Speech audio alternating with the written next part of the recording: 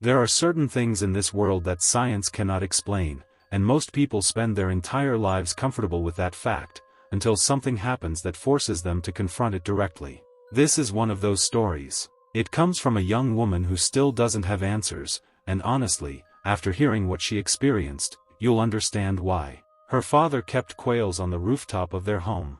A quiet hobby that gave him a reason to step outside in the evenings, tend to his birds, and breathe in the night air. It was a routine, something familiar, something grounding.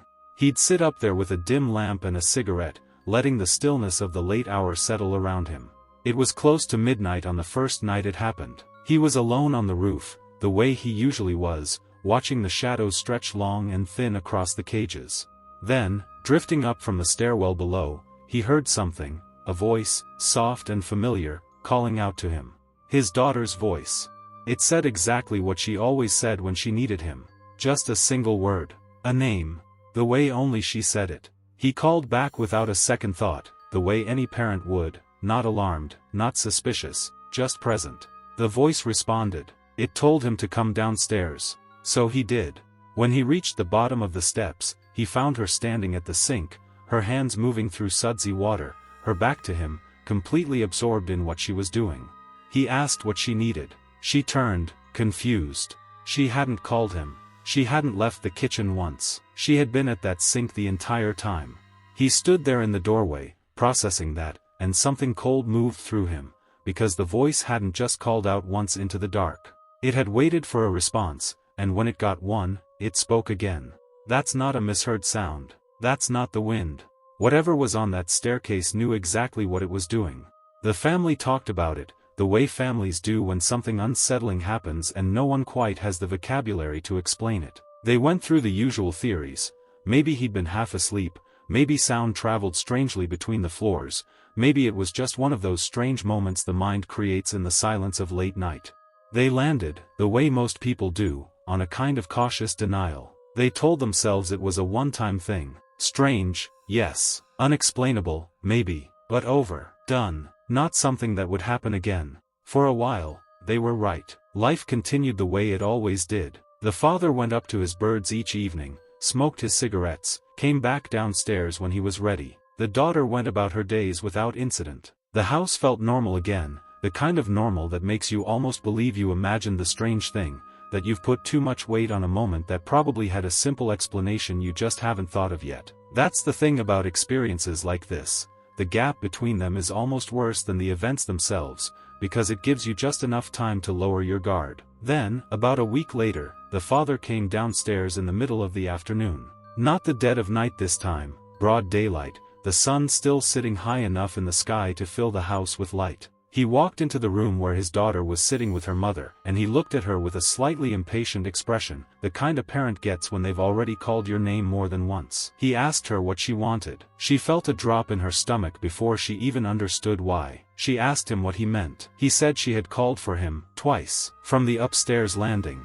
His tone made clear he thought she was playing games. She told him she hadn't moved from that spot, and her mother, sitting right beside her the whole time, confirmed it. The silence that followed that confirmation was a different kind of silence than the one after the first incident. The first time, it happened at midnight, and there's always a part of the brain that files late-night strangeness under its own separate category, the hour of bad dreams and tired minds. People accept the dark as a place where strange things are more likely to occur. It fits the mental framework. It can be explained away. But the afternoon? That's where the comfortable theories start to break down. The sun was still out. The windows were bright. There was nothing dreamlike about the moment at all. And whatever had called his name had done it twice, with patience, waiting when he didn't respond the first time, and calling again. That detail, the repetition, is the part that sits the heaviest. Because a misheard sound doesn't repeat itself on cue. An echo doesn't wait for a response and then try again. Whatever was producing that voice had intention behind it. It wanted him to come. Both times, when it called, its singular goal appeared to be getting this man to move from where he was and follow the sound. In the first instance it succeeded. He went downstairs.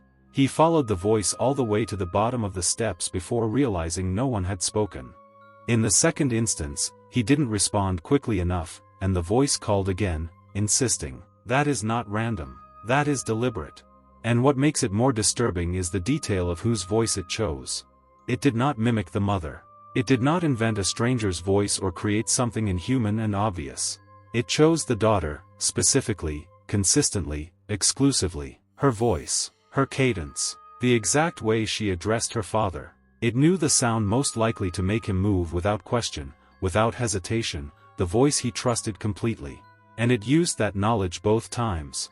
Whatever this thing is, it understands something about this family, and it has been paying attention. The family hasn't been able to find a satisfying explanation since. They've turned the incidents over in their minds more times than they can count, looking for the angle that makes it mundane, the logical thread that, if pulled, unravels it into something simple. But the logic isn't there. The daughter was accounted for both times, once by her own continuous presence at the kitchen sink, and once by her mother sitting directly beside her through the entire afternoon. She did not call her father. Something else did. Something that had studied her voice closely enough to reproduce it perfectly, closely enough that a man who has known his child her whole life heard it and felt nothing off, nothing wrong, nothing that made him pause on the stairs and wonder. There is a particular kind of dread that comes not from a monster you can see but from a presence that reveals itself only through what it does, never through what it is. You never see it. You never hear it breathe. You only see its effects, a man walking toward the wrong voice, a family standing in a room together realizing something has been in their home, moving through it, watching them, learning them. The rooftop, the birds, the dim light and the cigarette smoke, these details don't feel incidental. The father is alone up there. He has a routine. And whatever is responsible for this knows the routine well enough to know exactly when to call. Whether it will happen a third time is something the family doesn't speak about directly. But the question lives in the space between them, in the pause before someone walks upstairs, in the moment the father sits alone on the roof and listens to the quiet too carefully. Something called for him using the one voice he would never doubt, and it did it twice without being caught, without being seen, and without leaving a single answer behind. And out there somewhere, it's still listening, still waiting for the right moment to call again.